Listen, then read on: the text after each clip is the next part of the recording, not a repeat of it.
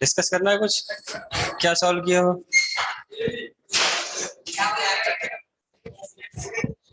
हाँ, हो गया ना खत्म? अरे मतलब थ्योरेटिकली, मतलब पढ़ना तो मतलब क्वेश्चंस कहाँ किए, पहले क्वेश्चंस ही करने हैं अभी। इसके बाद तो क्या है, कॉम्प्लेक्स नंबर स्टार्ट कर देंगे अपन। आज आज कर देंगे चाहिए। हाँ, अरे बात ये कि ठीक है जल्दी जल्दी करें, खत्म हो जाएगा सिलेबस, फिर क्या करेंगे?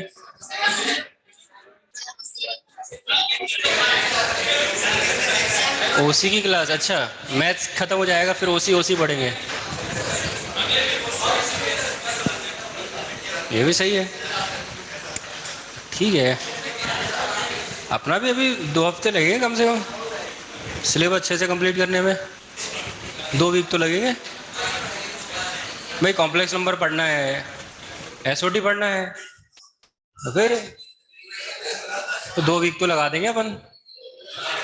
हाँ, डिस्कशन भी तो करना है। तो डिफरेंशियल तुम पढ़ के खत्म कर दिए, सवाल एक ही है नहीं है। डिस्कशन नहीं हुआ है? हाँ, तो अब टाइम मिला है तो करो भाई। ऐसा नहीं, बिल्कुल पहले वो कई लोगों का माइंडसेट ऐसा होगा, चलो ठीक है 10 दिन बचे, 10 दिन बचे, 10 दिन में सब पढ़ना है, सब पढ़ना है। अचानक से मिल के 2 महीने, अब वो लोग सो रहे हैं, बोले यार मैं तो 10 दिन में पढ़ना था। तो जब 10 दिन बचेंगे बाद में, जून में, तब पढ़ना स्टार्ट करेंगे। हाँ,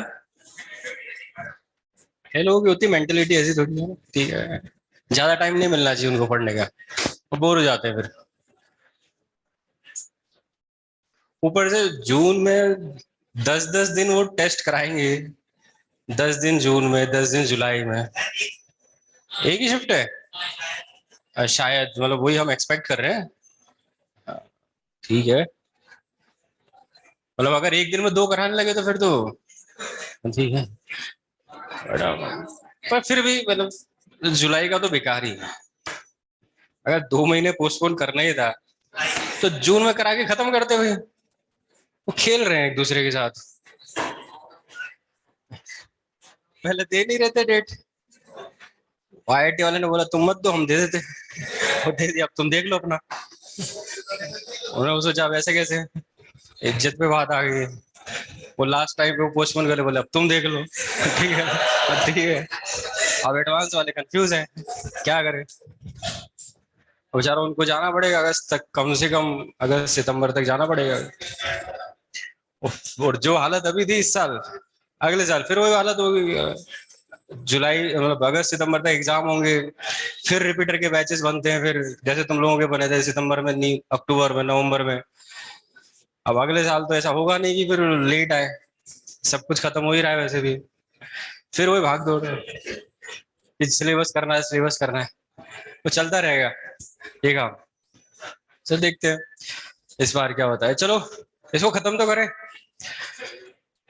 लगभग सब अपन ने पढ़ लिया थ्योरेटिकली, मतलब सब चीजें वही थी। एक एक्स्ट्रा कंसेप्ट जो था वो बस यही था, लाइन ऑफ इंटरसेक्शन की इक्वेशन कैसे निकालनी है अपन को, मतलब सिमेट्रिक फॉर्म में कैसे लेके आनी है।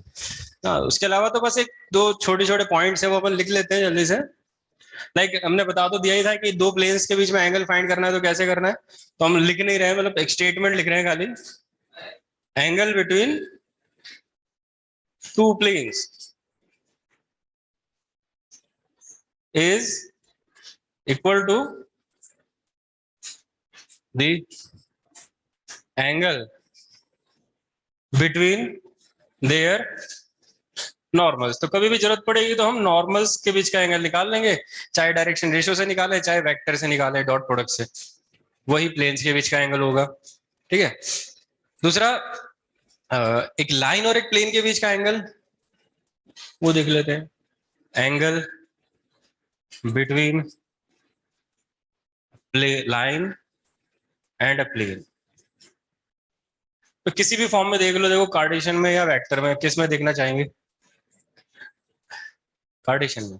ये प्लेन है अपना, इसकी इक्वेशन अपन को गिवन है लीनियर इक्वेशन।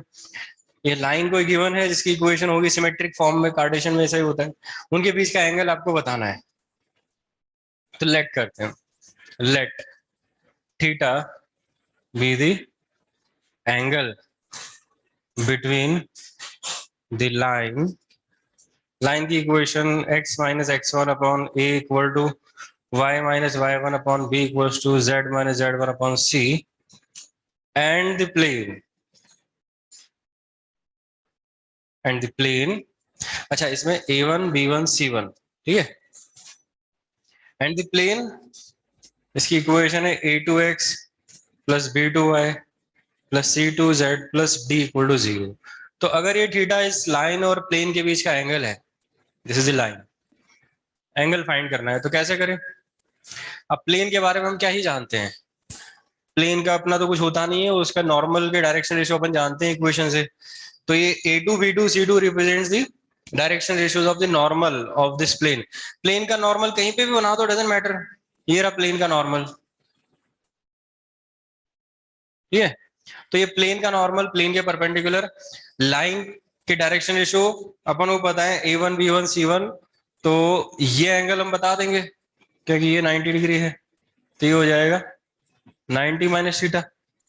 तो हम क्या करेंगे, लाइन और प्लेन के नॉर्मल के बीच का एंगल लगा देंगे, और उसके लिए तो फॉर्मूला में पता ही है,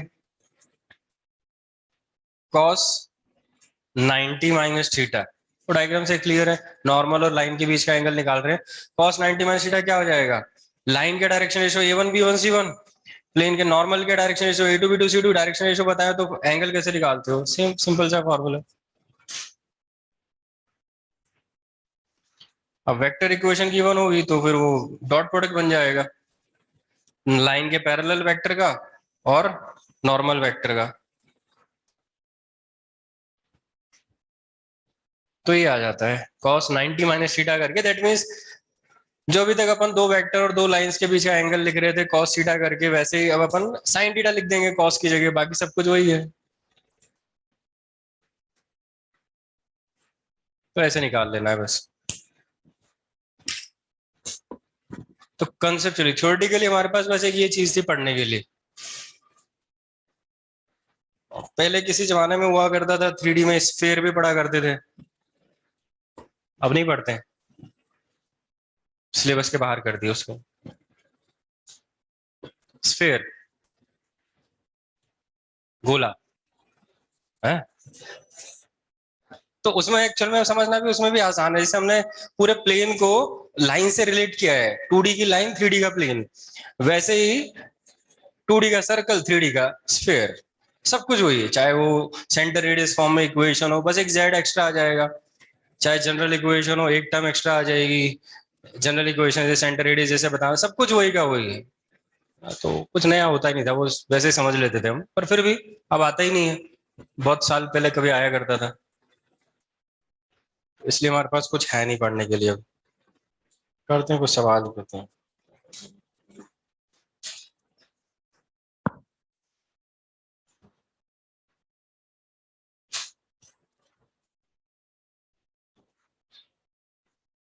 The question is find the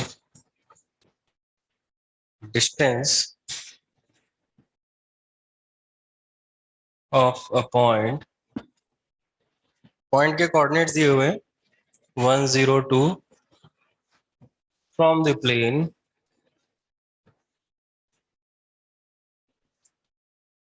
की equation, vector equation r.2i plus j minus 2k plus 1 equal to 0 measured parallel to the line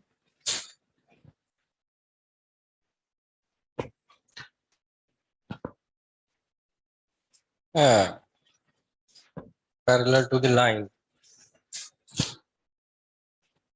चलो ठीक है, लिख देते हैं, लाइन नहीं दिया हुआ है, वेक्टर दिया हुआ है, आई कैप माइनस जे कैप। हालांकि वेक्टर दिया लाइन दिया, वैसे तो बात एक ही है, बस वो बोलने के लिए अलग है। लाइन भी दी होगी तो अपन को वेक्टर दिया हो ऐसा समझ सकते हैं, क्योंकि लाइन देने का मतलब है उसके पैरेलल एक वेक्टर दे दिया, इक्वेशन से तो हम समझते ही है लाइन के पैरेलल वेक्टर, तो अभी डायरेक्ट वेक्टर दे दिया। इसमें उल्टा भी हो सकता है, दैट मीन्स जैसे एक पॉइंट की एक लाइन से डिस्टेंस निकालनी है which is measured parallel to the plane, वो भी देखेंगे अपन। इसमें क्या करना है, ये एक प्लेन, गिवन प्लेन, एक पॉइंट P, इसको नाम दे देते हैं 102, और एक ये वेक्टर है कोई i cap minus j cap, ठीक है।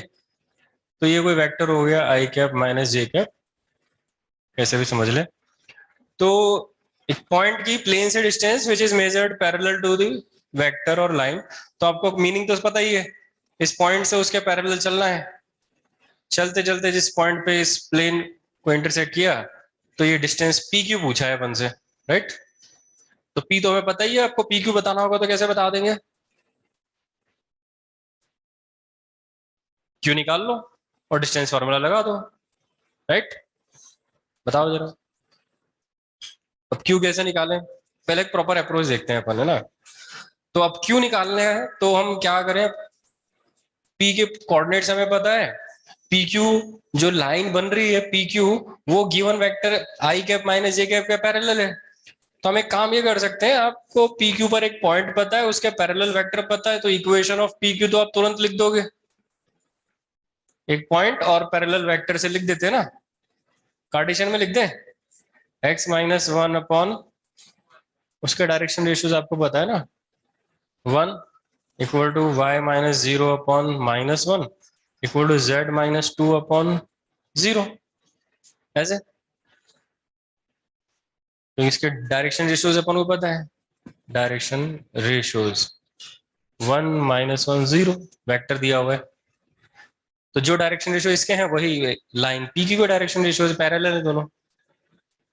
तो अब जब लाइन की इक्वेशन अपन ने लिख दी, तो ये जो पॉइंट Q है ये इस लाइन पे ही तो लाई कर रहा है, और लाइन पर कोई पॉइंट चाहिए तो आप तुरंत लेट करोगे, लेट Q B, तो ये आ जाएगा लैम्डा प्लस 1 माइनस लैम्डा और 0 इंटू लैम्डा प्लस 2, ऐसा ये है। तो इसमें पता है ये जो लाइन की इक्वेशन आ रही है एक तरह से इसमें z इक्वल टू तो 2 ही होगा हमेशा, समझ रहे। ये जो लाइन की इक्वेशन लिखी ना पी क्यू, तो इसमें z इक्वल टू 2 हमेशा यही होगा, लैम्डा भले कुछ भी हो। तो z कोऑर्डिनेट तो कांस्टेंट हो गया, अब z कोऑर्डिनेट अगर कांस्टेंट है इसका मतलब क्या हुआ, z कोऑर्डिनेट कांस्टेंट कब हो सकता है, जब आप एक्स वाई प्लेन के पैरेलल चल रहे हैं, दैट मीन्स ये जो लाइन बन रही है ना पी क्यू, ये एक्स वाई प्लेन के पैरेलल है। तो जैसे अभी लिखा है ना, इसको हम ऐसे एक बार बता दें, हो सकता है कई जगह लिखा रहता है ये, इस लाइन की इक्वेशन को कई जगह ऐसे लिख दिया जाता है,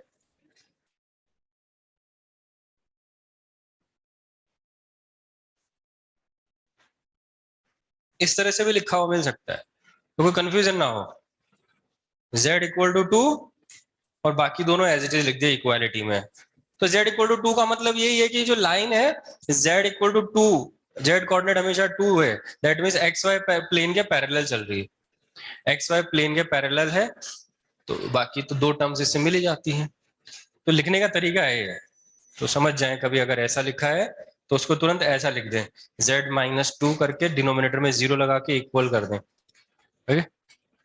खैर वो तो अलग बात होगी, पॉइंट अपने पास ये आ गया। अब लैम्डा चाहिए अपन को पॉइंट क्यों निकालने के लिए, कंडीशन क्या है, क्यू प्लेन पे लाई कर रहा है, लाइज ऑन प्लेन, तो प्लेन की इक्वेशन को सेटिस्फाई करा दो।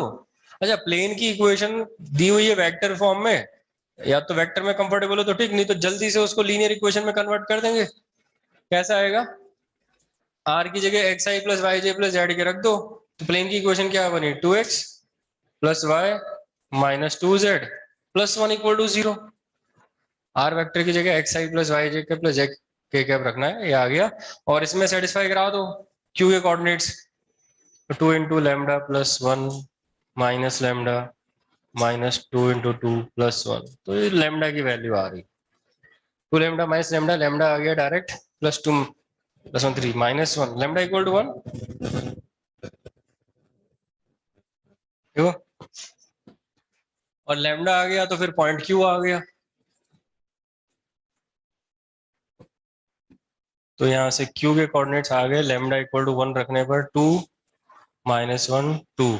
और फिर डिस्टेंस आ गई, पी क्यू डिस्टेंस फॉर्मूले से निकाल लो। देखो क्या आ रही, 102 से डिस्टेंस है, 102 से डिस्टेंस, आ गया 1, ये आ गया 1, तो √2 है। एक तो ये तरीका है इसी। और कोई तरीका हो सकता है यहाँ पे? डायग्राम को देख के सोचो, आपको पी क्यू बताना है। ये प्लेन है,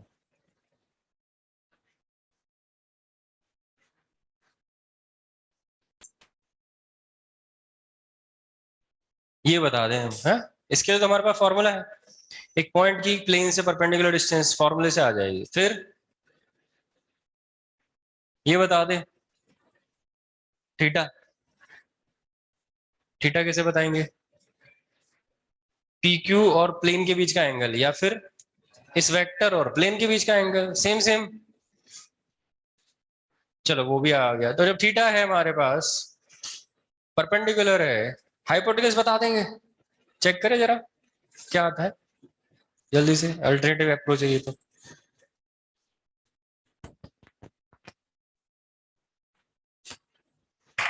तो पहले तो जैसे मान लो अपन एंगल की बात करें तो theta is the angle between the line and the plane, या फिर given vector and the plane. I cap minus j cap given vector है, प्लेन का नॉर्मल वेक्टर दिया हुआ है, 2i + j - 2 के उनके बीच का एंगल,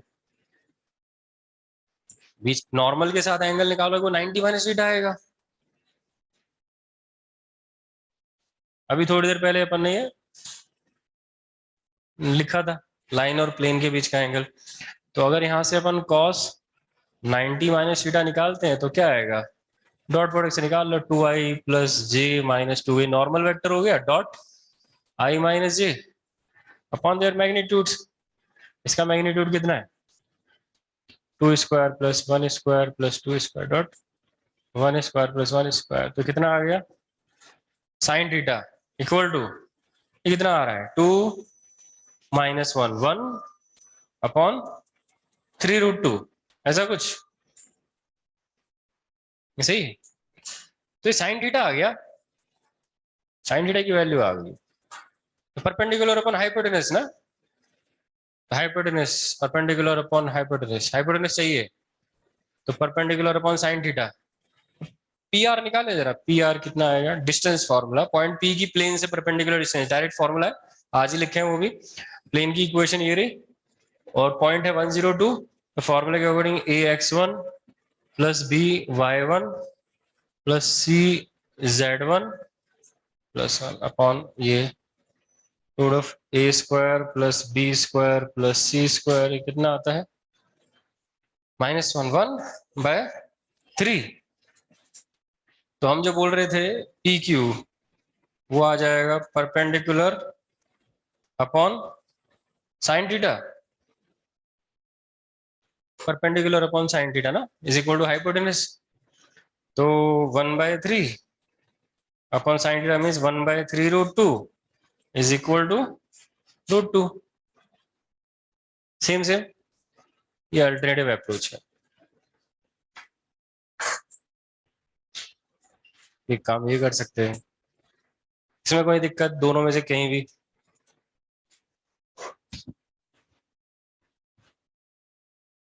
ये लेमडा की वैल्यू 2 बता रहे हैं, तो अच्छा नहीं, गलत बता दिए, चलो कोई बात नहीं। हाँ,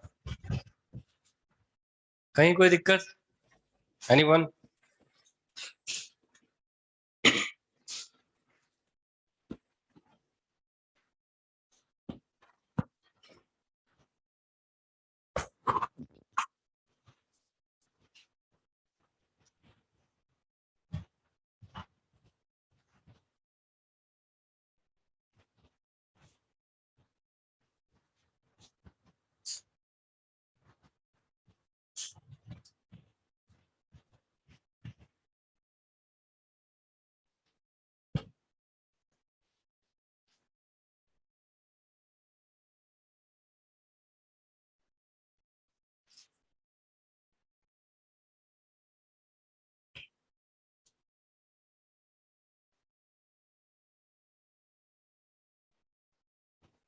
हो गया। चलो एक क्वेश्चन और लिखते हैं जब तक। Question change. Find the distance of point 234 from the line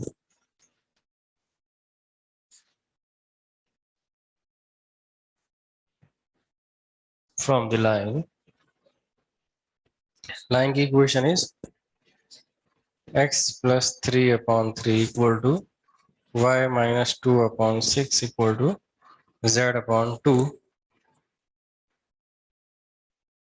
measured parallel to the plane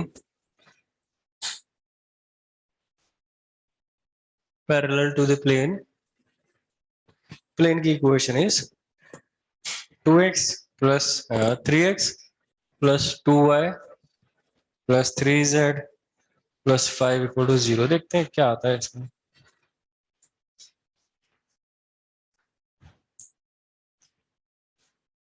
अब की बार एक पॉइंट की एक लाइन से डिस्टेंस फाइंड करनी है which is measured parallel to the given plane.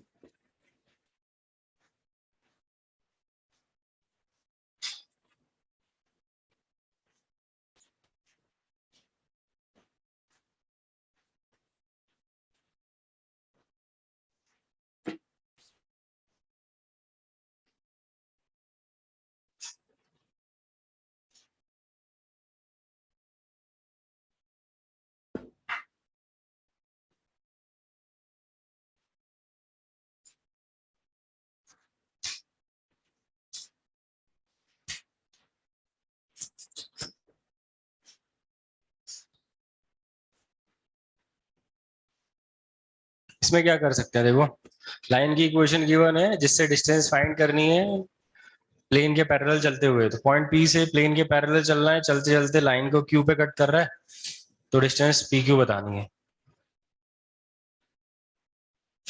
बताओ जल्दी से। हम कुछ और देखते हैं। सितंबर, अक्टूबर,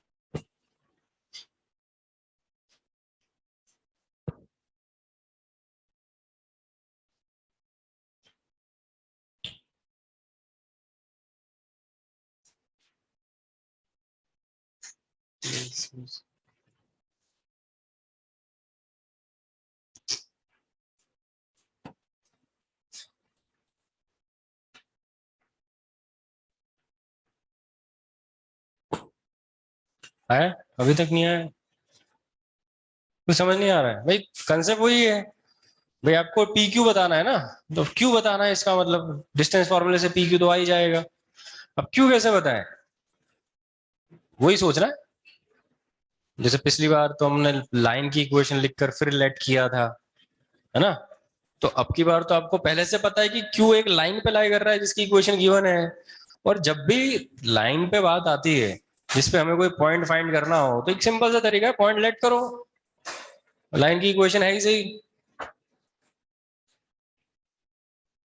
गिवन इक्वेशन से एक पॉइंट लेट कर लो, लेट क्यू बी। तो लाइन की इक्वेशन है जिसपे वो पॉइंट क्यू लाई कर रहा है, तो उस पर लेट कर लेते हैं लैम्डा की टर्म्स में। वो 3 lambda minus 3, 6 lambda plus 2, 2 lambda equal to lambda लिखकर जब भी पॉइंट लेट करना है ऐसे लेट कर लेते हैं। अब आपका काम है लैम्डा फाइंड करना, उसकी कंडीशन ढूंढनी है आपको कि क्या कंडीशन पुट की जाए कि एक लैम्डा मिल जाए।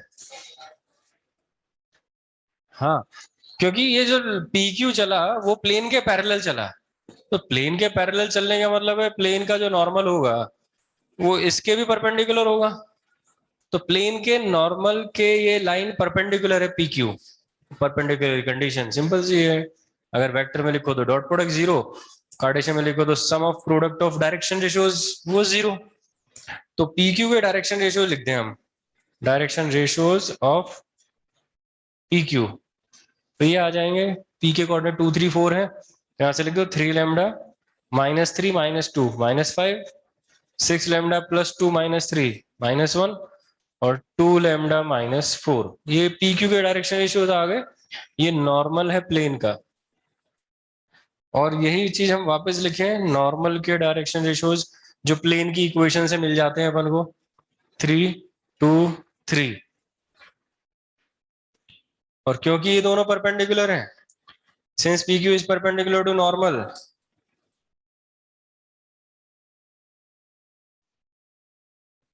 तो फिर ये कंडीशन पुट कर दो, a1 a2 plus b1 b2 plus c1 c2 equal to 0। हाँ, हमसे बात कर लो, कुछ आपस में लगे रहते हो है। ओके, 3 2 3, तो 3 into 3 lambda minus 5 plus 2 into 6 lambda minus 1 plus 3 into 2 lambda minus 4 है इक्वल टू 0। क्या मिल रही है लैम्डा की वैल्यू?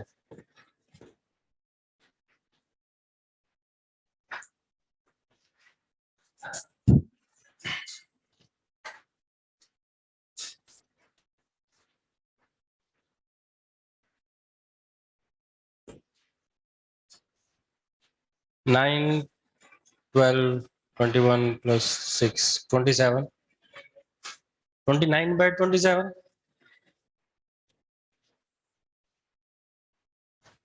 कुछ अच्छा तो नहीं आ रहा है। 29/27 ऐसा फिर पुट करो तो क्यू आएगा, जैसा डेटा है उसके अकॉर्डिंग आएगा। क्यू के कोऑर्डिनेट्स आ गए 3 लैम्डा माइनस 3, तो कितना आएगा 3 लैम्डा करो तो 29/27 इंटू 3, दैट मीन्स 9 माइनस 3 गए तो 27, 2/27, 2/9, 6 लैम्डा प्लस 2 करना है, 6 लैम्डा करें तो 58/9, 18, 58 प्लस 18 9, ऐसा कुछ देखना भाई। देन 2 लैम्डा, ये तो कुछ ऐसा आ जाएगा। आप निकालो डिस्टेंस पी क्यू, डिस्टेंस फॉर्मूले से निकाल लेंगे अपन, राइट? जो भी आना होगा आ जाएगा। तो कंसेप्ट प्रॉपर तो यही है। अब इसमें अपन वो सेकंड अप्रोच नहीं लगा पाएंगे जो हमने पिछले क्वेश्चन में लगा दिया था, क्योंकि पिछली बार तो हमारे पास उस पॉइंट पी की वो प्लेन से परपेंडिकुलर डिस्टेंस के लिए डायरेक्ट फॉर्मूला था। यहाँ पे ऐसा है नहीं, क्योंकि ये लाइन है, पॉइंट पी की आप लाइन से परपेंडिकुलर डिस्टेंस या तो निकाल लो, पर उसके लिए हमारे पास फॉर्मूला नहीं है, उसके लिए हमारे पास मेथड है। एक पॉइंट की 3D में एक लाइन से डिस्टेंस फाइंड करना, परपेंडिकुलर डिस्टेंस मेथड है। उसके लिए भी आपको काम तो यही करना पड़ता है, यहाँ पे एक पॉइंट लेट करो, है ना, फिर इसी तरह से चलता है वो। तो इससे अच्छा फिर हम यही करें, सेकंड अप्रोच लगाने की जरूरत ही नहीं है, और लेंदी हो जाएगा। हाँ भाई, तो पी क्यू लिख देना भाई, कितना आ रहा है डिस्टेंस फॉर्मूले से, 2 3 4, 2 3 4। और जितना सिंप्लीफाई करना चाहो तो कर लेना, पूरी उम्मीद है आप कर लोगे, इसलिए हम नहीं कर रहे हैं, ठीक है।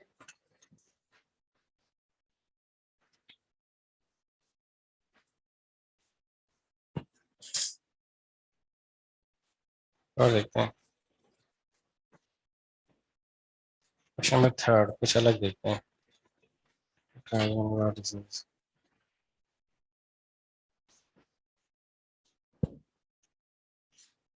if O A B C are vertices of a tetrahedron, then find the angle between the faces OAB and ABC.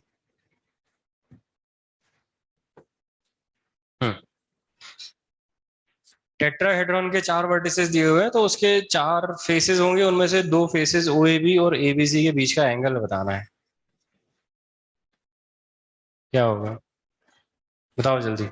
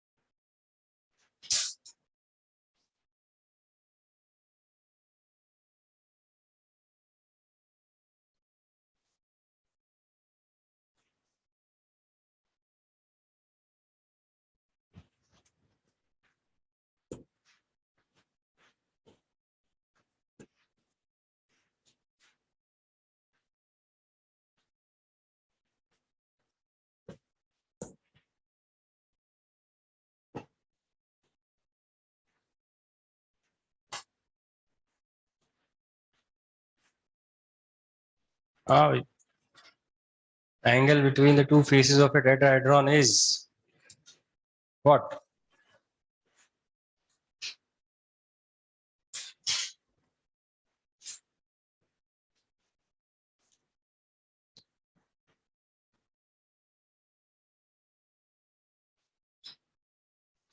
क्या करना है?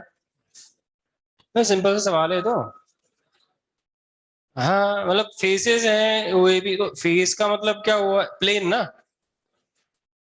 एक फेस का मतलब एक प्लेन, एक ट्रायंगुलर फेस होता है ना, तो एक प्लेन है वो। तो OAB एक प्लेन है, ABC दूसरा प्लेन है, दो प्लेन के बीच का एंगल बताना है। तो प्लेन के बीच का एंगल कैसे बताते हैं? अभी तो लिखे यार सब। नॉर्मल के बीच का एंगल, तो अल्टीमेटली आपको OAB का नॉर्मल बताना है, ABC का नॉर्मल बताना है, और उनके बीच का एंगल बताना है, फिर खत्म। और नॉर्मल कैसे लिखते हैं? क्रॉस प्रोडक्ट से। कोई भी दो वेक्टर लेके क्रॉस प्रोडक्ट लिख दो, तो वेक्टर तो आप बना ही दोगे ना। OAB में सबके कोऑर्डिनेट्स पता है अपन को, तो आप OA वेक्टर लिख दोगे तुरंत। OA वेक्टर क्या हुआ? I cap plus 2J cap plus K cap. OB vector लिख दोगे आप, ये कितना हुआ? 2I plus J plus 3K। तो OAB का अगर आपको नॉर्मल चाहिए तो OA और OB का क्रॉस प्रोडक्ट। तो यहां पे लिख देते हैं normal of OAB N1 vector is equal to OA cross OB। तो देख लो कितना आ रहा है OA cross OB। 6 minus 1 5 I cap, then 3 minus 2 1 minus J cap, then 1 -4 -3 k cap, ये आया n1 cross n2। Similarly ABC का आपको नॉर्मल चाहिए तो उसके लिए दो वेक्टर लिखने पड़ेंगे आपको एबीसी में, तो लाइक ए बी वेक्टर लिख दो। ए बी वेक्टर लिखना आता है अपन को 2 -1 1 i cap minus j cap plus 2 k cap. Similarly A C vector लिख दो, ए सी आ जाएगा -1 -2 i cap 1 -2 -j cap 2 -1 k cap. तो यहां से आ जाएगा normal of ABC n2 vector मान लो, तो ए बी क्रॉस ए सी ले लेते हैं। इन दोनों का क्रॉस प्रोडक्ट देखो कितना आ रहा है, -1 +2 +1 i cap, then 1 -4 5 -5 j cap, then -1 -2 -3, ऐसा कुछ। चेक करो जल्दी, जैसे भी निकालते हो क्रॉस प्रोडक्ट।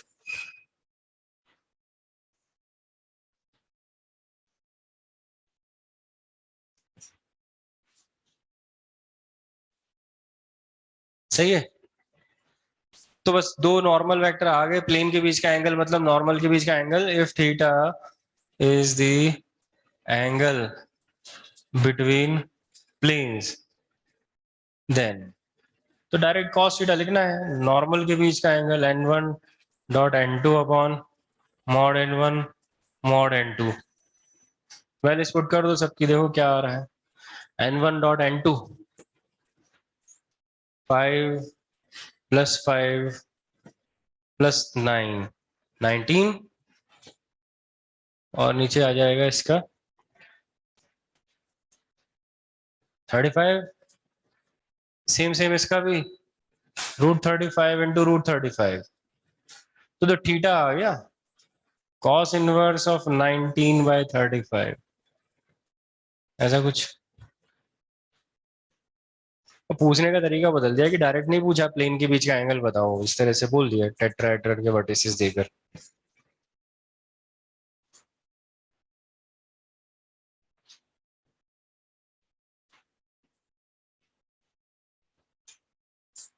एक सीधा सवाल भी कर ही लेते हैं, चलो। Find equation of plane bisecting the acute angle between the planes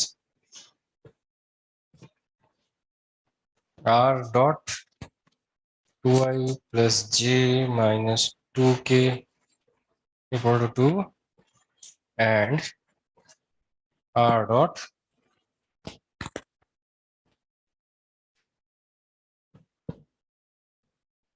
equal to 1।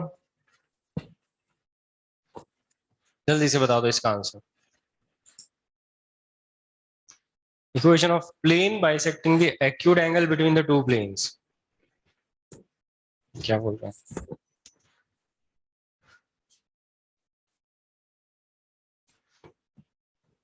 Cross product निकालने का तो एक ही तरीका है। हाँ हाँ, हम भी वैसे ही निकालते हैं। पूछ रहे हैं आप कैसे निकालते हो, मतलब वैसे ही क्रॉस प्रोडक्ट डिटरमिनेंट से। और वो डिटरमिनेंट बनाते नहीं हो, बात अलग है, तरीका तो वही है। हम डिटरमिनेंट लिख नहीं रहे हैं बस, लेकिन आ वहीं से रहा है।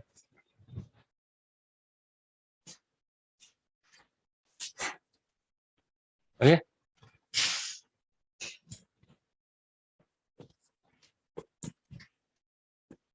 अब क्रॉस प्रोडक्ट तो आप मैथ से पहले तो फिजिक्स में निकालना सीख जाते हो, हैं। 11th क्लास की स्टार्टिंग में पढ़ लेते हैं इतना तो, मैथमेटिकल टूल में क्रॉस प्रोडक्ट डॉट। हाँ, नहीं पढ़े, पढ़े है ना। और फिजिक्स में तो यूज भी करते रहते हो बीच बीच में। हमें तो लगता है कि यहाँ मैथ्स में वेक्टर पढ़ते टाइम तो आपको मतलब वो इतना आ जाना चाहिए कि तुरंत बता दो, इतनी प्रैक्टिस हो चुकी होगी आपकी। हाँ भाई, ये तो सीधा सीधा सवाल है, जल्दी से आंसर बता दो। देखो शॉर्टकट मेथड है, सीधा सीधा।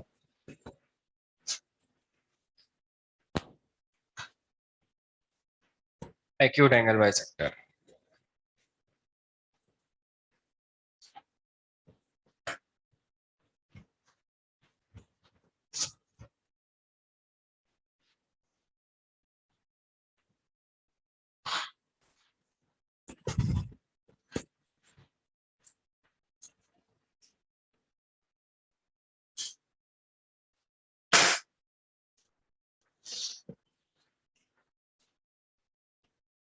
प्लेन्स की इक्वेशन, उसको या तो देखो जिसमें हमने पढ़ा है उसी में कन्वर्ट कर लें जल्दी से।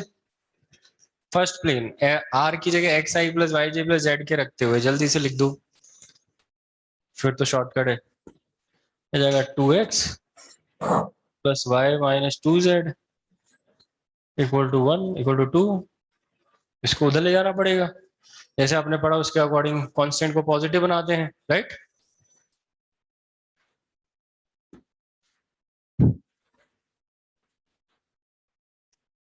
बनाओ चलो।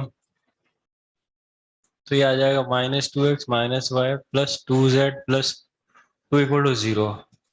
And second plane is x minus 2y plus 2z equal to 1। सबको इधर ले आओ तो -x plus 2y minus 2z plus 1। ये आ गए दोनों प्लेन्स की इक्वेशन जिसमें कांस्टेंट पार्ट दोनों में पॉजिटिव है। Now finding the value of a1 a2 plus b1 b2 plus c1 c2। Value का मतलब खाली साइन ही पता लगाना है वैसे। a1 a2 b1 b2 c1 c2 minus minus plus plus 2 -2 cancel, negative आ रहा है, लेस देन 0 आ रहा है। इसका मतलब अगर माइनस साइन लेंगे तो ऑब्ट्यूज मिलेगा, प्लस लेंगे तो एक्यूट। हमारे को एक्यूट चाहिए तो प्लस से आ जाएगा। तो equation of acute angle bisector is, हाँ तो कितना आया वहां से लेना है। तो -2x minus y plus 2z plus 2 upon root of a square plus b square plus c square equal to plus, as it is ले लेते हैं सेकेंड वाला, -x plus 2y minus 2z plus 1 upon root of a square plus b square. अब अच्छी खबर ये है कि डिनोमिनेटर पूरा कैंसिल हो जाएगा, ज्यादा कैलकुलेशन नहीं रहेगी। तो जो पूरा कैंसिल हो गया, न्यूमिनेटर में क्या बन रहा है, 2x उधर गया तो x plus 3y minus 4z minus 1 equal to 0। ये आ गया acute angle bisector. Minus sign लेंगे तो ऑब्ट्यूज मिल जाएगा।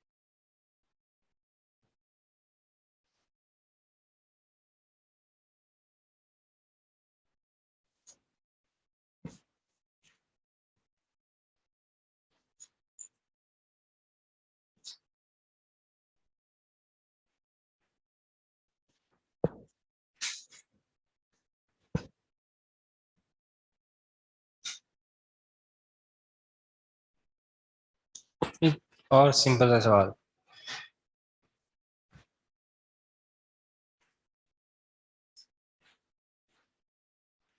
equation of plane passing through the line of intersection of two given planes and the point 213।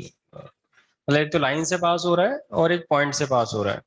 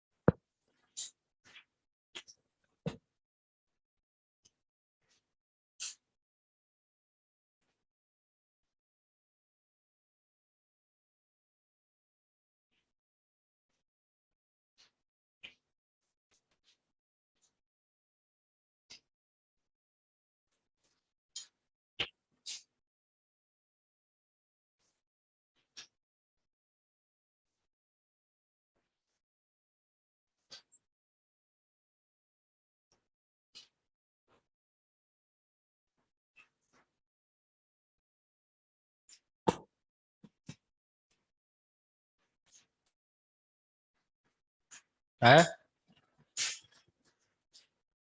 इसमें भी टाइम लगेगा।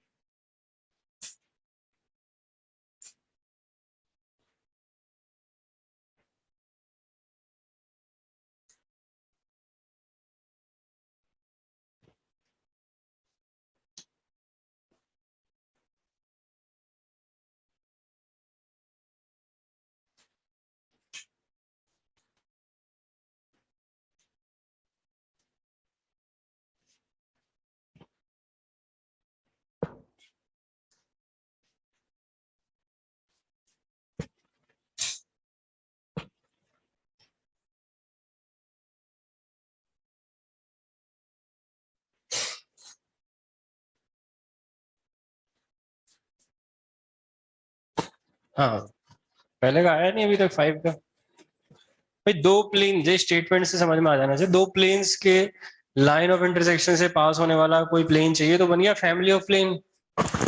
तुरंत उसको लेट करना है आपको।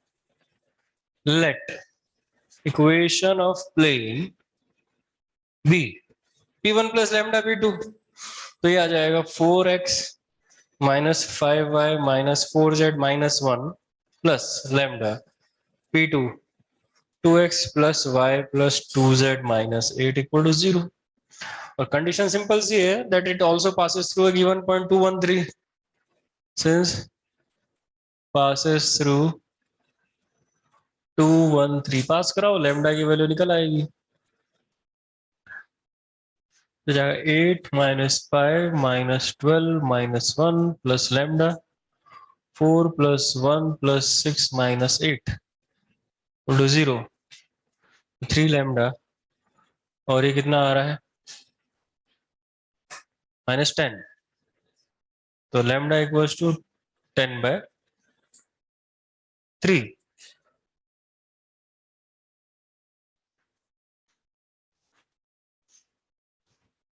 तो लैम्डा आ गया, वापस उसमें पुट कर दो, प्लेन की इक्वेशन आ गई, required plane.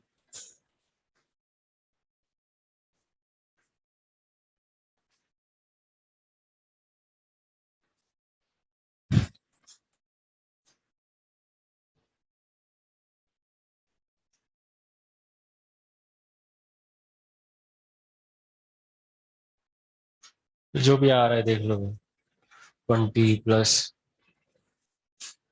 12 22x minus 15 plus 10 minus 5y, okay, then minus 12 plus 20 plus 8z minus 3 minus 8 minus 83,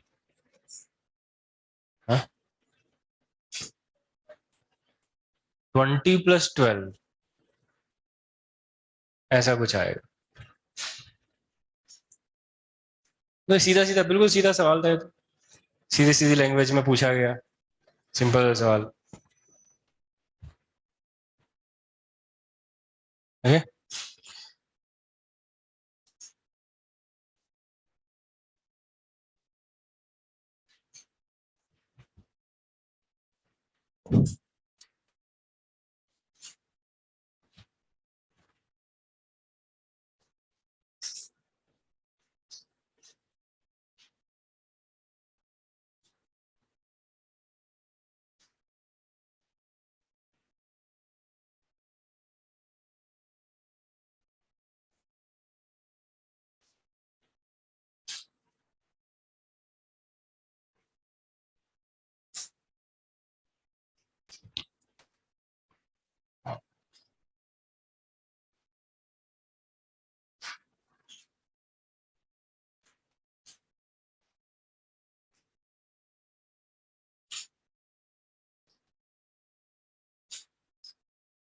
next 6 number try करें।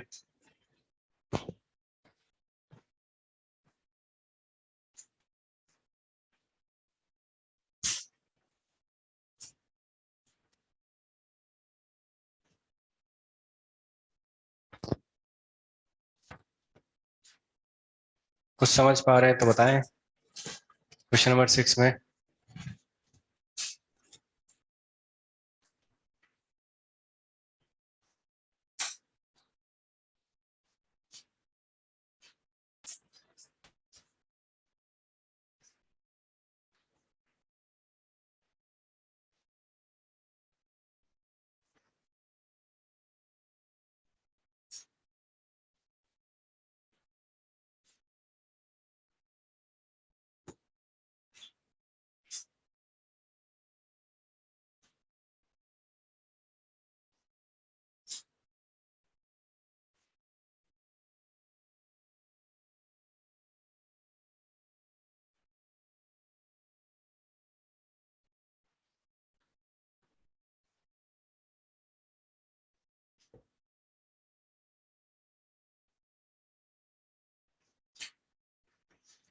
एक प्लेन रोटेट किया गया 90 डिग्री से about its line of intersection of another plane, line of intersection with another plane.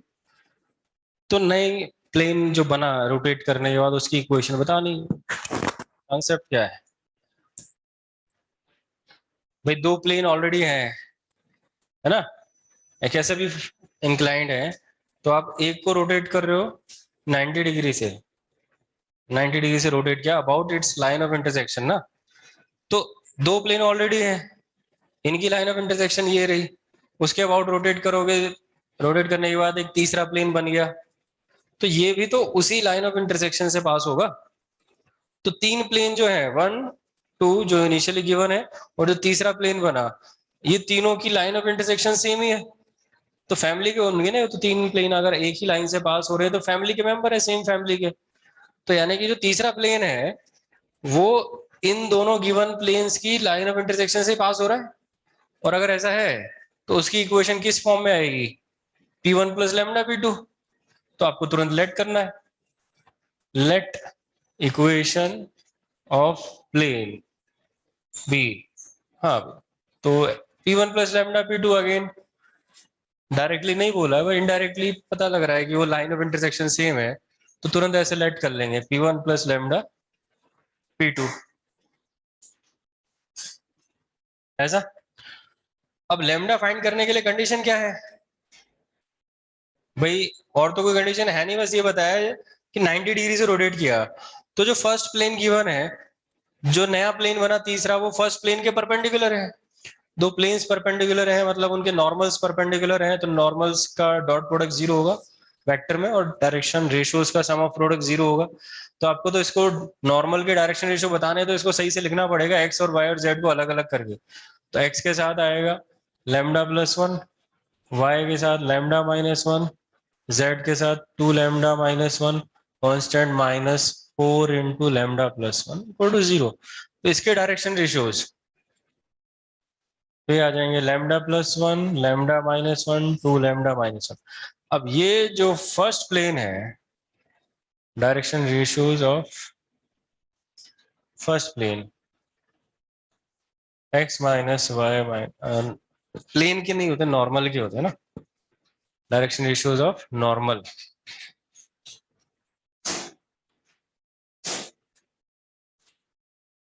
तो ये आएगा lambda plus 1, direction ratios of normal of first plane, तो वो तो गिवन है अपन को 1 -1 -1। Since these two are mutually perpendicular, तो हम डायरेक्ट ऐसे बोलेंगे सिंस P3 थर्ड प्लेन नया plane is perpendicular to the first plane P1, तो उनके नॉर्मल्स परपेंडिकुलर है। तो कंडीशन यही है A1 A2 plus B1 B2 plus C1 C2 equal to 0। Lambda आ गया, लेमडा कैंसिल, 2 लेमडा बचा, +1 +1 2 +1 3 बाय, मतलब ठीक है सही है, 3/2, 2 लेमडा बचा ना, तो 3/2 आ गया लेमडा। और लैम्डा वापस उसमें पुट करना है तो इक्वेशन भी आ गई।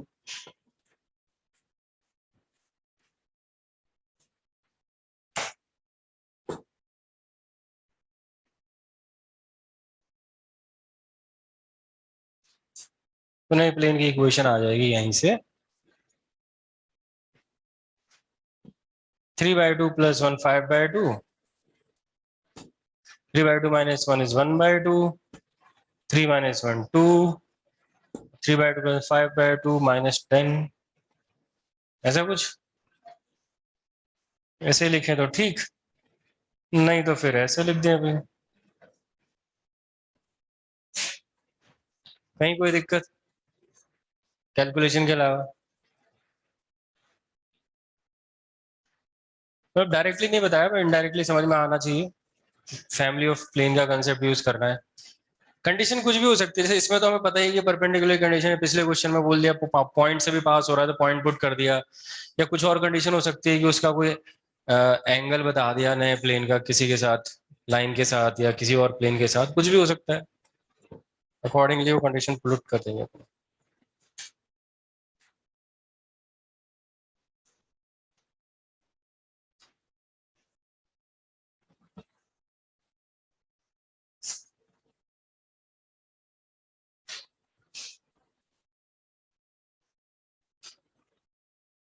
ठीक है?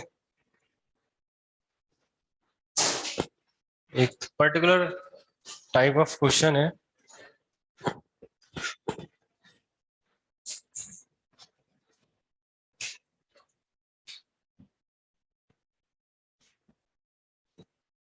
सेवन, फाइंड दी, पहले तो ये कर ले, चलो दूसरा, find the equation of line of intersection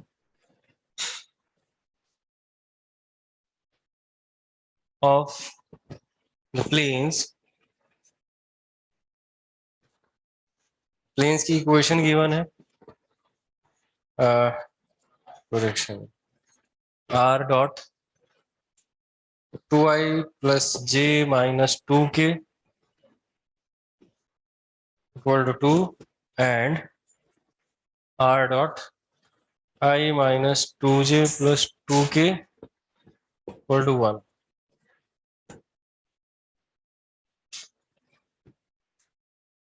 ये बिल्कुल सीधा सीधा है, इसको तो जल्दी से कर लो कंसेप्ट।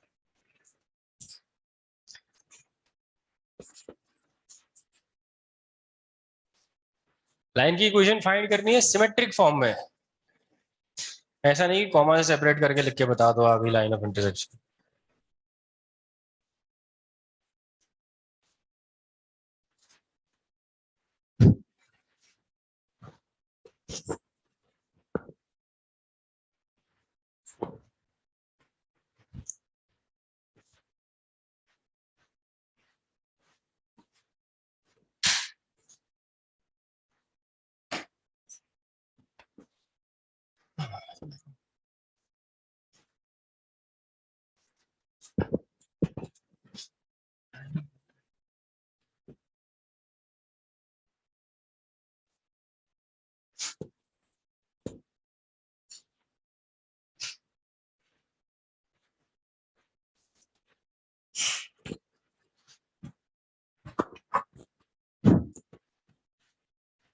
आया कुछ?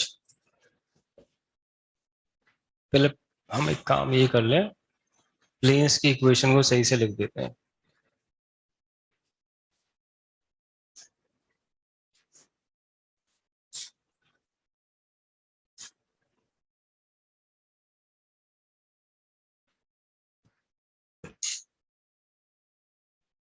लीनियर इक्वेशंस लिख देते हैं ना।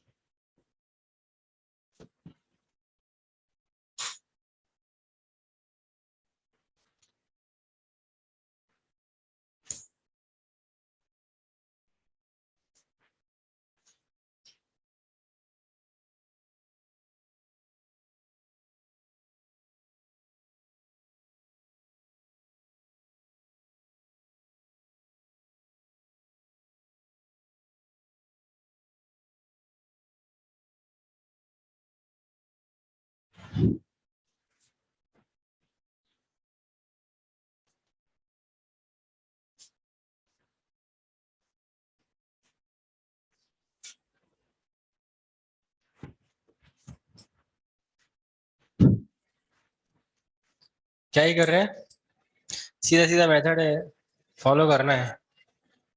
हाँ, पॉइंट, इसको कैसे सॉल्व करेंगे? थ्री वेरिएबल्स हैं।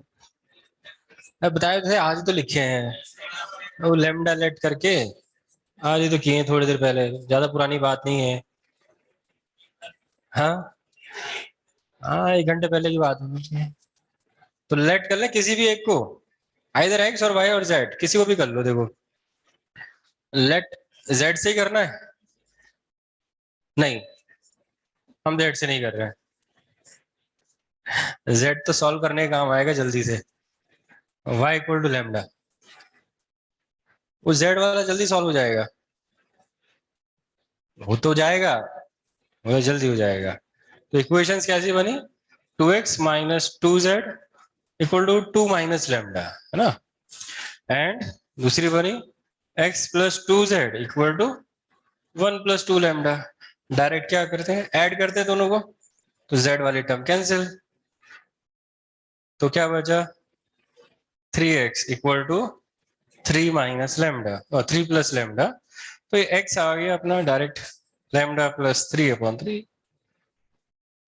x की वैल्यू सेकंड इक्वेशन में पुट कर दो, तो z भी आ जाएगा लेमडा की टर्म्स में। देखो z क्या आ रहा है, 1 प्लस 2 लेमडा माइनस x, इसको उधर से माइनस कर दो तो कितना आएगा, 3 minus 3 cancel, 3 minus 2 lambda, right. Sorry, एक second, 6 lambda minus lambda, 5 lambda by 6, ऐसा कुछ सही है।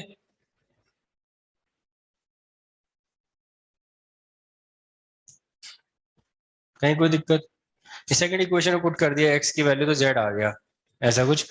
और जब x y और z तीनों ही लेमडा की टर्म्स में है हमारे पास, तो सिमेट्रिक फॉर्म में इक्वेशन लिख देंगे लेमडा को एलिमिनेट करते हुए सब जगह से।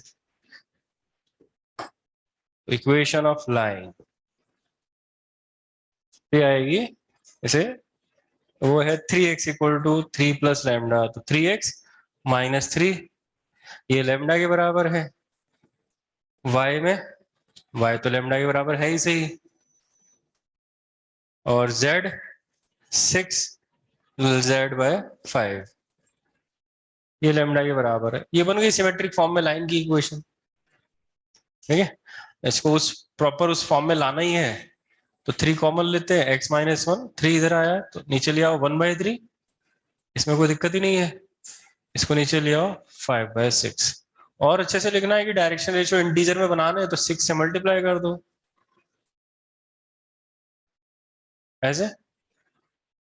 अब देखो ये इक्वेशन जो है, ये मान लो कोई ऑब्जेक्टिव क्वेश्चन है, आपको डायरेक्ट यही पूछ लिया कि लाइन ऑफ इंटरसेक्शन बताओ, तो आप इस तरह से फाइंड करोगे तो ऑब्वियसली न्यूमरेटर तो अलग अलग आ ही सकता है, ऑब्वियसली आ सकता है। कुछ भी लिखा है ना न्यूमरेटर में, तो क्या चाहिए, एक फिक्स पॉइंट चाहिए।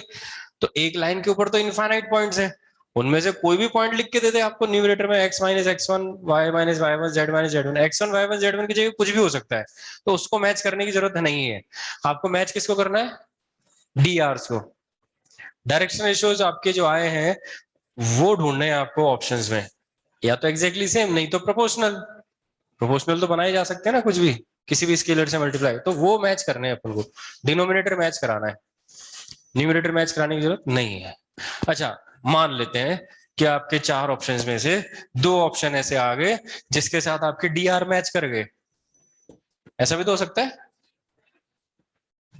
भाई कोई अच्छा सवाल बनाएंगे, थोड़ा बहुत बनाने की कोशिश करेंगे मेंस लेवल पे, तो कम से कम इतनी मेहनत तो करवाएंगे। ये तो सीधा सीधा अप्रोच हो गया, इतनी मेहनत तो करवाएंगे, 2 ऑप्शन में आपको डी आर सेम लिख के दे दे और सही है एक। अब वो कैसे चेक करोगे,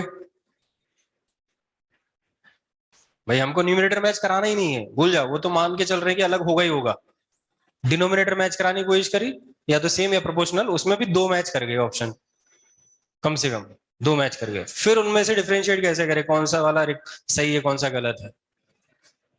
और जब 2 आ जाए तब हम ढूंढेंगे न्यूमरेटर को, क्योंकि अपनी ये जो एग्जैक्ट इक्वेशन आई है लाइन की, इस लाइन पर आपको एक पॉइंट पहले से पता है 1 0 0, तो जो 2 ऑप्शन आपको नजर आ रहे हैं ना, जो सही वाला होगा ये 1 0 0 उसको सेटिस्फाई कर रहा होगा, दूसरे को नहीं कर रहा होगा, सिंपल। या फिर जो 2 ऑप्शन आपको जिसमें डी आर सी नजर आ रहे हैं, ऑब्वियसली उसमें भी न्यूमरेटर में कुछ ना कुछ पॉइंट मिल ही जाएगा, तो उसका पॉइंट अपनी इक्वेशन में रख के देख लो कि इसको कौन सा सेटिस्फाई कर रहा है, जो इसको सेटिस्फाई करेगा वो ऑप्शन करेक्ट है। तो फिर मैच करने का तरीका ये है, ठीक है, इसका ध्यान रखें। चलो एक क्वेश्चन और लिखते हैं।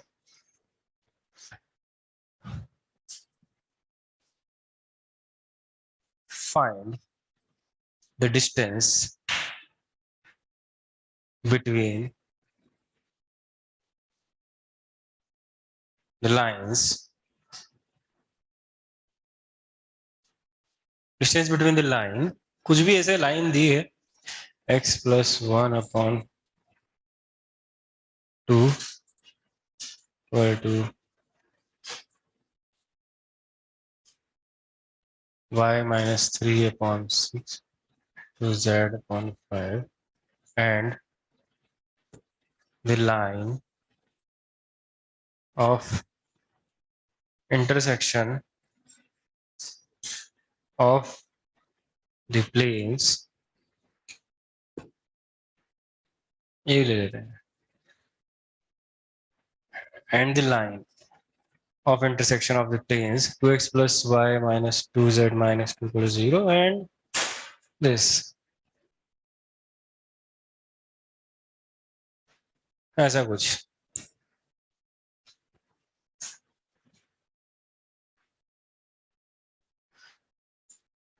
अगर हम पिछले क्वेश्चन को ना देखें तो अभी सिर्फ इस क्वेश्चन को देखें तो क्या आएगा भाई, क्या कर सकते हैं। एक तो लाइन की इक्वेशन दी है सिमेट्रिक फॉर्म में, और दूसरा एक और लाइन बनेगी जो कि 2 प्लेन्स के इंटरसेक्शन से बनेगी, 2 प्लेन्स की इक्वेशन गिवन है, तो वो दूसरी लाइन जो बनेगी उसकी इस लाइन से डिस्टेंस बतानी है, शॉर्टेड डिस्टेंस और बोल दो, चलो ठीक है शॉर्टेड डिस्टेंस। तो क्या करें,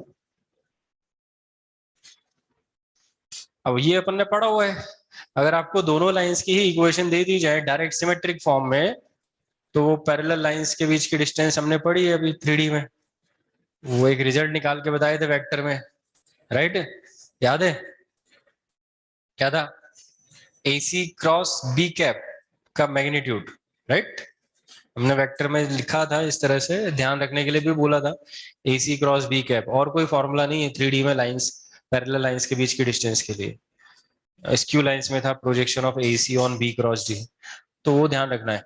पर इसमें अपन वही कंसेप्ट लगाने की सोचे, कोई फॉर्मूला तो है नहीं, तो आप ये पहले यही सोचोगे ना कि हम दोनों प्लेन्स का लाइन ऑफ इंटरसेक्शन की इक्वेशन निकालते हैं सिमेट्रिक फॉर्म में, राइट, और फिर जो इक्वेशन आएगी वो तो ऊपर आ चुकी है, राइट, वो आ गई ऊपर, और एक लाइन ऑलरेडी दी है, दोनों पैरेलल हैं, दोनों के बीच की डिस्टेंस बतानी है, तो फिर उसके लिए जो अपन ने मेथड पढ़ा है AC क्रॉस B कैप, उसका मैग्नीट्यूड वो आ जाएगा, इसमें कोई दिक्कत है, सीधा सीधा है ना, लाइन ऑफ इंटरसेक्शन निकालो सिमेट्रिक फॉर्म में, और 2 पैरेलल लाइन के बीच की डिस्टेंस के लिए वो कंसेप्ट यूज करो जो अपन पहले पढ़े लाइन में। बट जहां तक वो डायरेक्ट सिमेट्रिक फॉर्म में गिवन है तब तक तो कोई दिक्कत नहीं है, लेकिन अभी एक है सिमेट्रिक में, दूसरी है नॉन सिमेट्रिक में एक तरह से।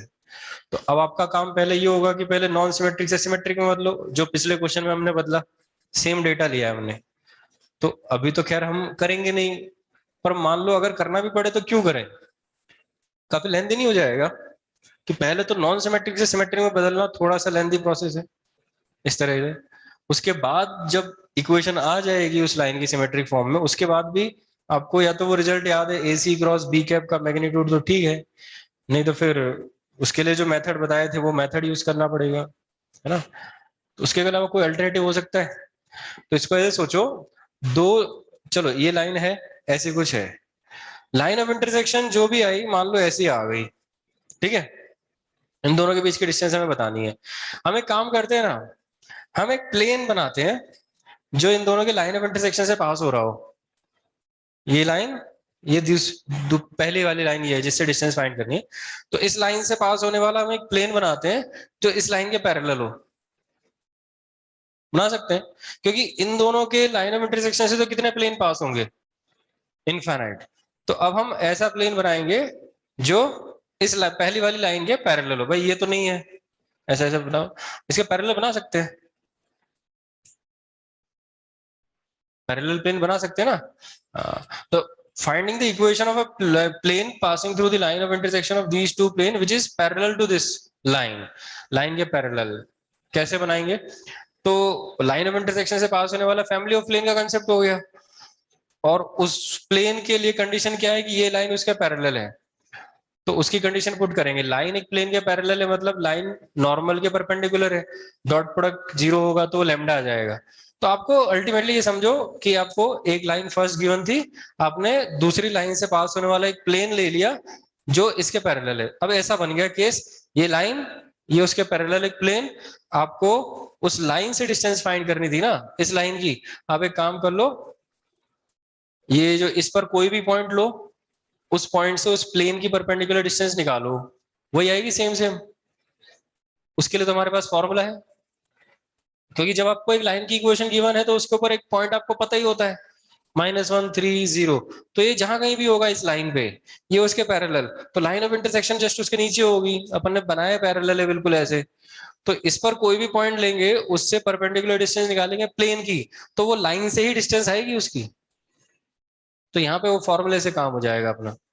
एक अल्टरनेटिव ये है, विदाउट यूजिंग दिस कंसेप्ट कि नॉन सिमेट्रिक से पहले सिमेट्रिक में निकालो, फिर सिमेट्रिक लाइंस फॉर्म में जो लाइंस की इक्वेशन आएंगी फिर वो AC क्रॉस बी के वाला कंसेप्ट यूज करो, है ना। तो उसके लिए हम दूसरा अल्टरनेटिव ये ले रहे हैं, let equation of plane through the line of intersection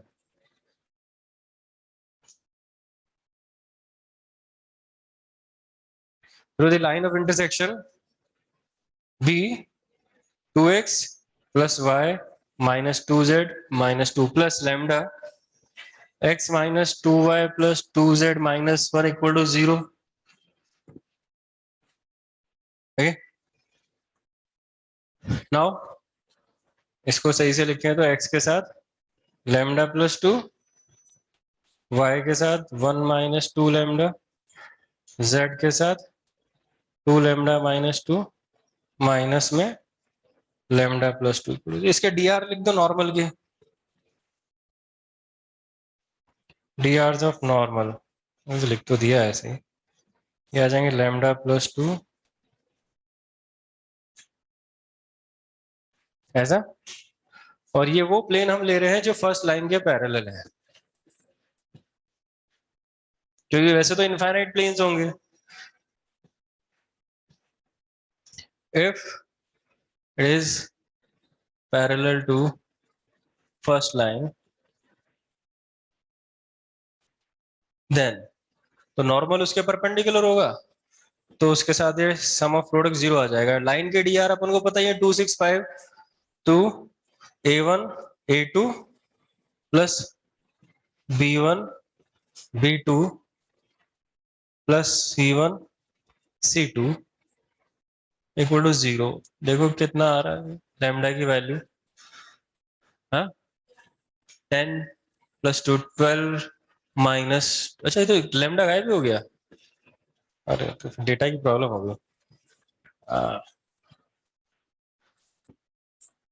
lambda तो गायब भी हो जाएगा यहाँ से, डेटा ही गड़बड़ हो गया है। लैम्डा गायब हो गया तो लैम्डा की वैल्यू कहाँ से आई, इसका मतलब पता है क्या हुआ, फिर तो पैरेलल फिर बन ही नहीं रहा है उसमें, फिर लैम्डा की उसकी दिक्कत है। ये पॉइंट क्यों इसको सेटिस्फाई तो नहीं कर रहा, -1 -1 -2 -2 है -1, नो ये डेटा ही गड़बड़ है।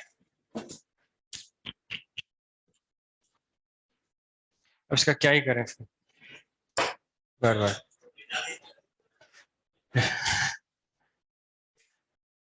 डेटा चेंज करेंगे, सब कुछ चेंज करना पड़ेगा।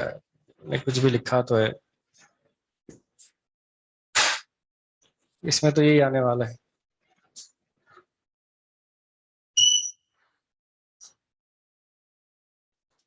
इतनी मेहनत करनी पड़ेगी फिर, है इसमें भी चेक करना पड़ेगा दूसरे से नहीं आ जाए। हाँ,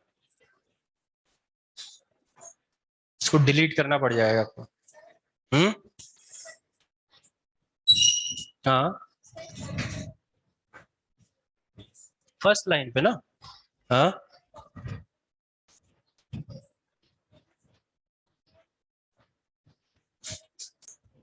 लाइन से डिस्टेंस।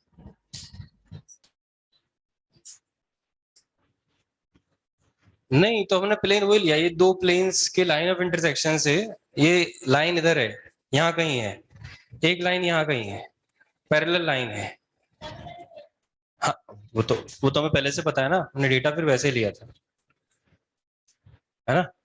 हाँ, तो वो ठीक उसके नीचे ही आएगा, वो प्लेन हमने इसी तरह से बनाया ना कि ये आएगा, तो लाइन यहीं कहीं है उसके नीचे, परपेंडिकुलर से वो आएगी, पर ठीक है, तो डेटा की गड़बड़ है। हाँ, कैमरा में क्या दिक्कत है अभी, इसको तो हमने कुछ बताया नहीं। हाँ,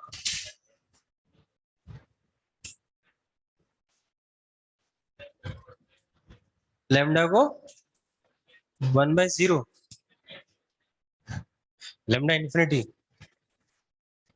लेमडा को 1/0 लेने का मतलब समझ रहे हो यार, मतलब कहाँ, इसको लेमडा को 1/0, तो वो आ जाएगा, प्लेन आ जाएगा, वो तो प्लेन की इक्वेशन वही आ जाएगी, इसका मतलब वो ऑलरेडी उसके पैरेलल, इसका मतलब ये हुआ, इसलिए वो गड़बड़ हो रही, ऑलरेडी उसके पैरेलल है, इसका मतलब ये हुआ। अब ये तो बोलोगे अगर लेमडा 1/0 दो, क्रॉस मल्टीप्लाई कर दो, तो बचा गया, ये बचा ना फिर तो। हाँ, ये जो प्लेन है ना, ये उसके पैरेलल ही है वैसे भी, उसके आना ही है वो तो, हमने जिस तरह से डेटा लिया है तो वो गड़बड़ हो जाएगी, चलो ठीक है, इसको डिलीट करते हैं अपना। हाँ, इतनी गड़बड़ नहीं करते हैं।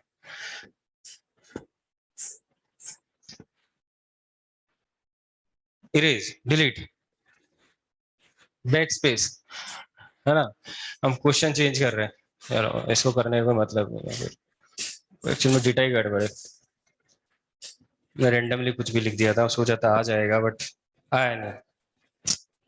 चल इसको छोड़ते हैं, इसको अगर डेटा सही मिलता है तो ठीक है, ढूंढने की कोशिश करते हैं, नहीं तो एक पर्टिकुलर टाइप ऑफ प्रॉब्लम जो हम कर रहे थे उसको करते हैं। Find the projection and image of line x-1/3 equals to y-2/4 equal to z-3/5 with respect to the plane। ये एक पर्टिकुलर टाइप ऑफ प्रॉब्लम है, x minus y plus z plus 2 equals to 0।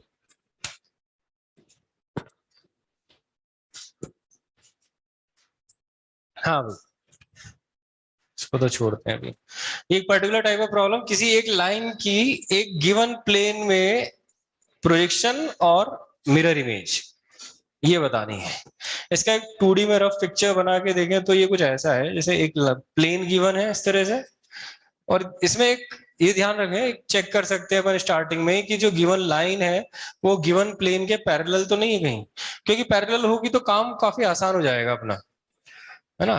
तो फिलहाल तो नहीं है I think, क्योंकि line के डी आर है 3, 4, 5, प्लेन के नॉर्मल के डी आर है 1-1, 1, तो उनका सम ऑफ प्रोडक्ट 3-4 + 5 नॉन जीरो है, तो इसका मतलब लाइन जो है नॉर्मल के परपेंडिकुलर नहीं है, तो लाइन प्लेन के पैरेलल भी नहीं है, तो कहीं ना कहीं ऐसे इंटरसेक्ट कर रही है।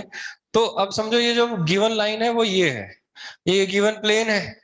प्रोजेक्शन का मतलब क्या हुआ, आप लाइन लो, ये प्लेन लो, प्रोजेक्शन अपन जानते ही क्या होता है, आप उसको ऊपर से देखोगे, एक प्लेन और एक लाइन ऐसी ऊपर से देखोगे तो आपको क्या नजर आएगा, लाइन ही नजर आएगी, ऐसे प्लेन में एक लाइन नजर आएगी ना। तो ये जो प्रोजेक्शन हुआ लाइन का प्लेन में, वो एक और लाइन मिली जो इस प्लेन में है, राइट, बिल्कुल ठीक उसके नीचे, ऐसे, है ना। तो अब आपको एक लाइन की इक्वेशन फाइंड करनी है जो इसी प्लेन में है, गिवन प्लेन में। ये गिवन लाइन हो गई, ठीक है। अब इसमें जो प्रोजेक्शन लाइन है, लाइन की इक्वेशन फाइंड करना है तो उसके बारे में हमें दो चीज पता होनी चाहिए, एक तो पॉइंट, एक उसके डीआर, या फिर दो पॉइंट। तो एक पॉइंट तो कंफर्म है जो हमें पता होगा, कौन सा?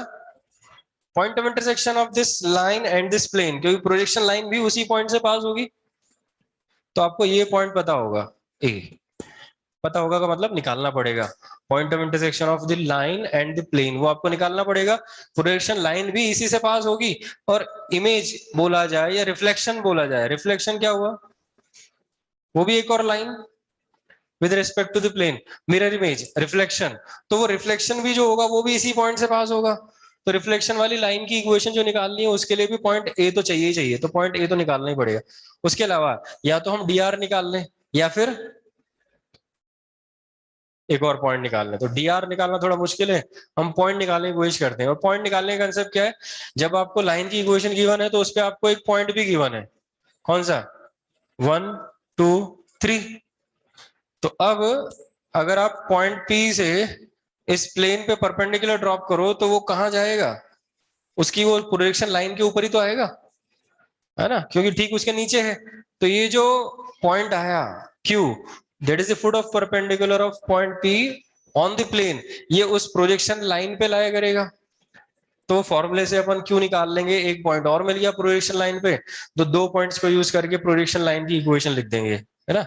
सिमिलरली यही काम आएगा अपना रिफ्लेक्शन यानी मिरर इमेज के इक्वेशन निकालने के लिए भी, क्योंकि जब हम पॉइंट P की प्लेन में मिरर इमेज निकालेंगे तो वो कहाँ मिलेगी, वो उसकी इमेज वाली जो लाइन बन रही है नीचे उस लाइन पे मिलेगा। तो मिरर इमेज के फॉर्मूले से हम P डैश निकाल लेंगे, प्लेन में mirror image will lie on this line which is the mirror image of the given line। तो फिर वही 2 पॉइंट्स को यूज करके इक्वेशन लिख देंगे, ठीक है। तो यहाँ पे अपन को ये इतनी मेहनत करनी पड़ेगी, अगर वो लाइन पैरेलल आ जाए प्लेन से, अगर गिवन लाइन प्लेन के पैरेलल आ जाए, इसीलिए हम बोल रहे हैं वो चेक कर लो स्टार्टिंग में, अगर आ गई तो काम आसान हो जाएगा। क्योंकि जो अगर लाइन इस प्लेन के पैरेलल हुई तो उसकी प्रोजेक्शन लाइन भी इस लाइन के पैरेलल है, और इसकी मिरर इमेज वाली लाइन भी इस लाइन के पैरेलल है, तो आपको डीआर तो वैसे ही मिल गए। पैरेलल लाइन के डीआर तो सेम ही यूज करेंगे अपन, प्रोजेक्शन लाइन पे भी और मिरर इमेज पे भी। तो खाली आपको एक पॉइंट चाहिए बस, डीआर में जाए, और पॉइंट फाइंड करने का तरीका यही होगा, फुट ऑफ परपेंडिकुलर और mirror image with respect to the plane. तो एक बार काम करना है बस, आपको पॉइंट ऑफ इंटरसेक्शन निकालने की जरूरत नहीं पड़ेगी। अभी आपको पॉइंट ऑफ इंटरसेक्शन भी निकालना है। पॉइंट ऑफ इंटरसेक्शन निकालने का तरीका क्या है, एक लाइन और एक प्लेन का पॉइंट ऑफ इंटरसेक्शन निकालना है तो कैसे निकाले, सिंपल सा कंसेप्ट है। लाइन पर कोई भी पॉइंट चाहिए तो हम क्या करते हैं, लेट, तो let a point A on the given line B, तो लैम्डा की टर्म्स पे ले लेते हैं, यहां से क्या आएगा, 3 lambda + 1, 4 lambda + 2, 5 lambda + 3।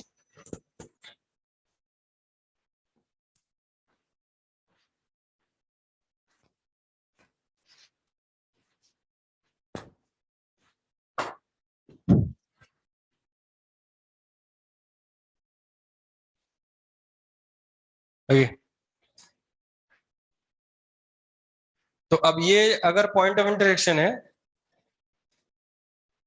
If for point of interaction A also lies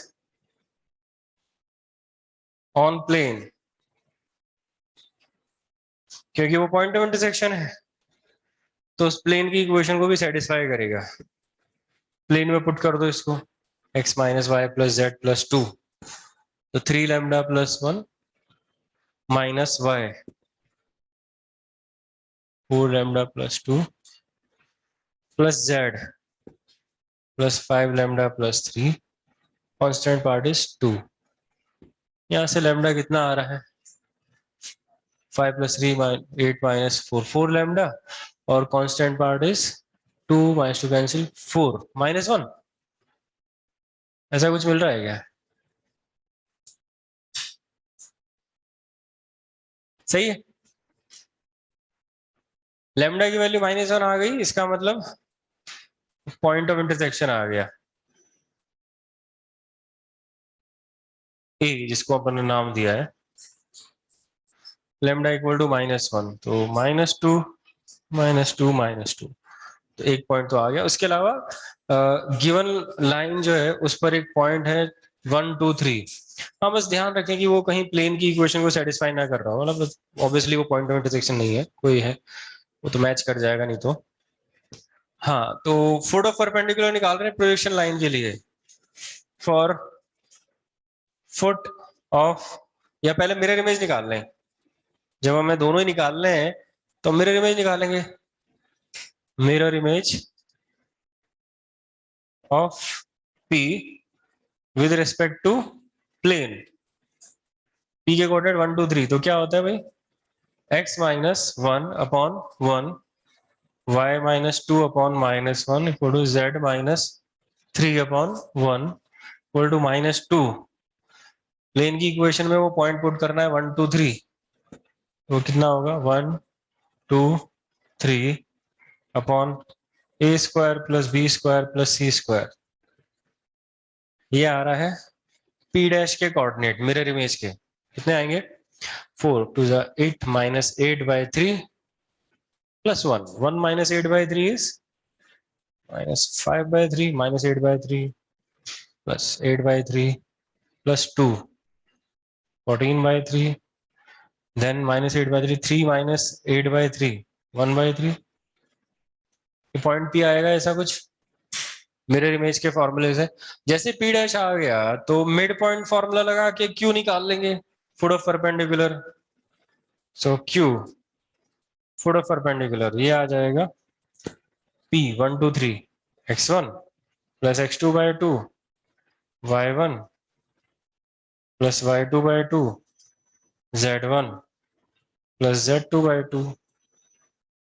तो ये आ रहा है -2/3 यानी कि -1/3, देन 20/2, तो कैंसिल हो रहा है 10/3 5/3, ऐसा कुछ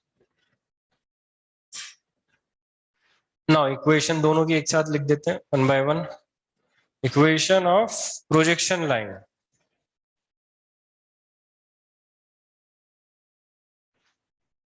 तो वो आ जाएगी, एक पॉइंट ए को तो यूज करना ही है -2 -2 -2, या तो ए को यूज कर लो या इसको भी कर सकते हो, पर हम ए को कर लेते हैं ना। x plus 2 upon -1/3 -2, oh minus minus plus 2 y plus 2 upon 10/3 plus 2 z -3 plus 2 upon 5/3 plus 2, x minus x1 upon x2 minus x1, y minus y1 upon y2 minus y1, z minus z1 upon z2 minus z1। Denominator में क्या number जा रहे हैं उसको integer में convert भी कर सकते हैं।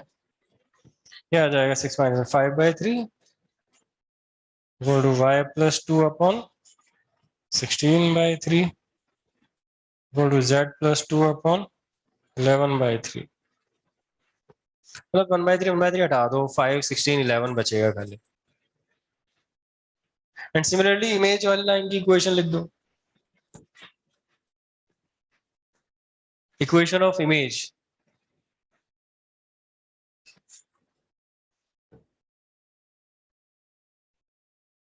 लाइन बिल्कुल इसी तरह से x plus 2 y plus 2 z plus 2, और लाइन मिरर इमेज के लिए क्या है -5/3 प्लस 2 14/3 प्लस 2 1/3 प्लस 2, ये आ जाएगा।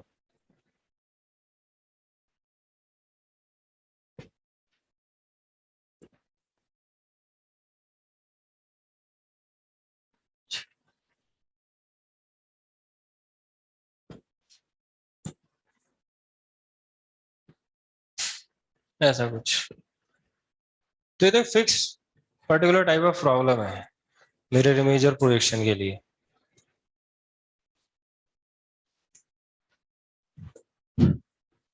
इसमें कोई दिक्कत? हाँ, नो, ठीक है। हाँ, क्या हुआ? पॉइंट पी ए पे, अच्छा, अगर आपने पॉइंट ऑफ इंटरसेक्शन फाइंड करने की कोशिश करी और आपको वापस यही पॉइंट मिल गया, तब क्या? यही तो कुछ नहीं, फिर आपको अपनी मर्जी से, भाई लाइन है ना, इस लाइन पर कितने पॉइंट्स हैं? इनफाइनाइट। तो अगर आपका वो पॉइंट जो न्यूमरेटर में नजर आ रहा है वो पॉइंट ऑफ इंटरसेक्शन से कॉन्साइड कर जाए, तब आपको ऑब्वियसली एक एक्स्ट्रा पॉइंट की जरूरत पड़ेगी foot of perpendicular mirror image निकालने के लिए। तो अपनी मर्जी से, जैसे लैम्डा होता है ना, अपनी मर्जी से लैम्डा की कोई भी रैंडम वैल्यू पुट कर दो, तो जो पॉइंट मिलेगा वो कहाँ होगा? उस लाइन पे होगा, उसको यूज कर लेंगे। जैसे लैम्डा की जगह 0 रख दो, रो तो वही आ जाएगा सेम सेम। लैम्डा की जगह 1 रख दो, -1 रख दो, 2 रख दो, जो आपको अच्छा लगे नंबर वो पुट कर दो, एक पॉइंट मिल जाएगा आपको। ओके, और फिर यही कंसेप्ट सेम सेम। ओके, और कहीं कोई दिक्कत? कोई नहीं है? चलो तो आज इसको यही खत्म करते हैं, दी एंड, वेक्टर 3D में। अब आपका काम है इसको सॉल्व करना। कल क्या कर लेंगे अपन? एक्सरसाइज 1 में वैसे तो कंप्लीट ही करना है, पहले डी कर लेना और टाइम मिले तो फिर ई कर लेना। हम सब डिस्कस कर लेंगे एक साथ, जितना पूछोगे उतना बता देंगे, नहीं तो फिर नेक्स्ट चैप्टर स्टार्ट कर देंगे। ओके, कॉम्प्लेक्स नंबर लास्ट में पढ़ेंगे, एसओटी, सॉल्यूशन ऑफ ट्रायंगल। हाँ हाँ, करना तो सभी, डी और ई दोनों, पहले डी तीनों पार्ट में, फिर ई तीनों पार्ट में। ओके, कल डिस्कस करते हैं। चलो, गुड बाय।